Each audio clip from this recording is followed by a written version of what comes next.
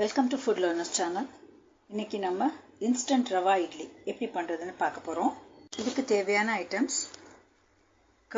ரவா வந்து 1 glass of rava, ஒரு 3/4 small cup of curd, நல்லா தயிர் நல்லா கெட்டியாக இருக்கணும், அண்ட் நல்லெண்ணெய் ஃபார் ஃப்ரையிங்க்கு, அதாவது சீசேம் ஆயில், அப்புறமா ஒரு கப் ஆஃப் வாட்டர். உங்களுக்கு நெசசிட்டின்னா இன்னொரு கப் ஆஃப் வாட்டரும் நம்ம ஆட் பண்ணிக்கலாம். நெக்ஸ்ட்டு அதாவது ஃப்ரையிங்க்கு கடுகு, ஜீரகம், கடலைப்பருப்பு, உளுத்தம்பருப்பு அண்ட் கேஷ்யூ நட்ஸ், முந்திரி. Salt to taste. நான் வந்து ஸ்பூன் ஆஃப் சால்ட் எடுத்திருக்கேன். அண்ட் அலாங் வித் தட் கொஞ்சம் பேக்கிங் சோடா எடுத்திருக்கேன், அதாவது ஆப்ப சோடான்னு சொல்லுவோம் அது. கருவேப்பிலை, பச்சை கருவேப்பிலை நல்லா ஃப்ரெஷ்ஷாக இருக்கணும். அண்ட் ஒரு 3 ரெட் சில்லிஸ் எடுத்திருக்கேன். உங்களுக்கு வந்து டேஸ்ட்டுக்கு அண்ட் மெஷரிங் ஆஃப் ரவா நிறைய இருந்தால் அதுக்கு தகுந்த மாதிரி நீங்கள் சில்லிஸ் எடுத்துக்கோங்க. That is left to your choice. And அதுக்கப்புறமா சில்லிஸ், க்ரீன் சில்லியும் நான் 1 எடுத்திருக்கேன், ரொம்ப காரம் வேண்டான்னுட்டு. ஒரு ஃப்ரையிங் பேன் ஒன்று எடுத்து வச்சுக்கலாம்.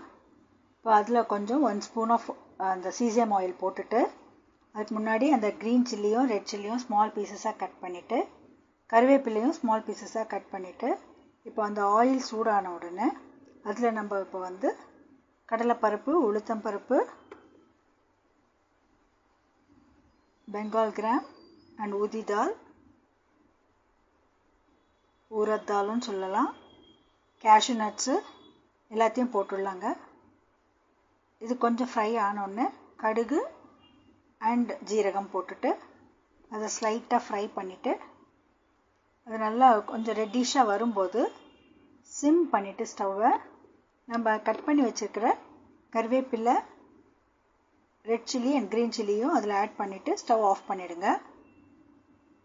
ஸ்மெல் வந்து நல்லா கமகமன்னு வரும். இந்த ஸ்டேஜில் இது அப்படியே இருக்கட்டும், இது கொஞ்சம் ஆறட்டும். இதுக்குள்ளே நம்ம வந்து அந்த ரவா அந்த இட்லிக்கு மேக் பண்ணுறதுக்கு எப்படி பண்ணணுன்றதுக்கு அந்த பேட்டர் ரெடி பண்ணுறதை பார்க்க போகிறோம்.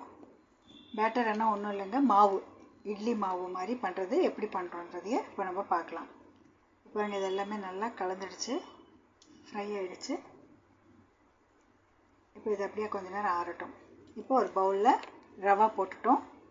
இப்போ நம்ம ரவாவில் கர்ட் ஆட் பண்ணிவிட்டு கொஞ்சம் சால்ட்டு அண்ட் அந்த பேக்கிங் சோடா, ஆப்ப சோடா எல்லாத்தையும் போட்டு நல்லா மிக்ஸ் பண்ணிடுங்க. ஃபஸ்ட்டு வாட்டர் போடாமல் மிக்ஸ் பண்ணுங்கள்.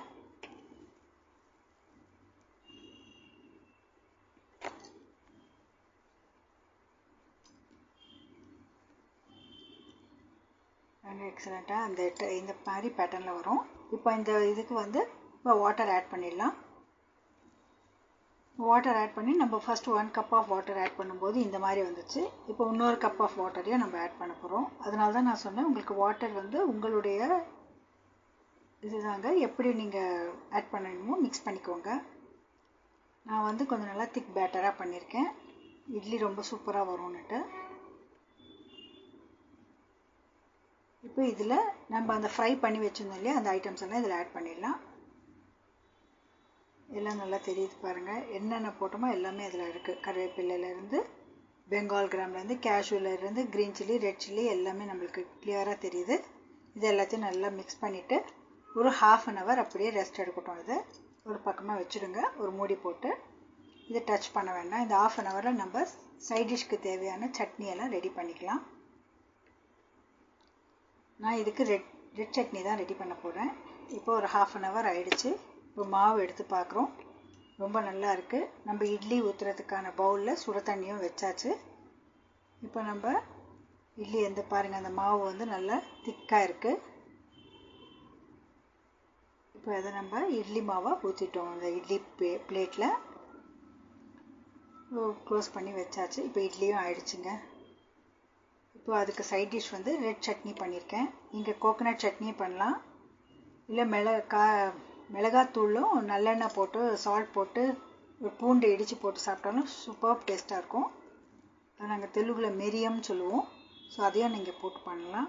இப்போ நான் இன்றைக்கி உங்களுக்கு சர்விங்க்கு ரெட் சட்னியோடு கொடுத்துருக்கேன். பாருங்கள், இட்லி பீஸ் பண்ணி பார்த்தா எவ்வளோ சாஃப்டாக இருக்குது பாருங்கள். உங்களுக்கு அதையும் காமிச்சிருக்கேன். நீங்கள் உங்கள் வீட்டில் டெஃபினட்டாக இட்லி செய்யுங்க. ஆஃபீஸ் கோயர்ஸ்னு இல்லை, வீட்டில் இருக்கிறவங்க எல்டர்ஸ்க்கும் கிட்ஸுக்கு எல்லாருக்குமே ரொம்ப நல்லது இது. And one more thing, normal idli என்னும்போது வேண்டாம் சொல்கிறவங்க கூட இந்த ரவா இட்லி டெய்லி பண்ணி கொடுத்தா கூட சாப்பிடுவாங்க. அவ்வளோ டேஸ்ட்டாக இருக்கும். நீங்களும் உங்கள் வீட்டில் செஞ்சு பார்த்துட்டு உங்கள் கமெண்ட்ஸை ஷேர் பண்ணுங்கள். என்னுடைய சேனல் சப்ஸ்கிரைப் பண்ணலைன்னா சப்ஸ்கிரைப் பண்ணுங்கள். தேங்க்யூ.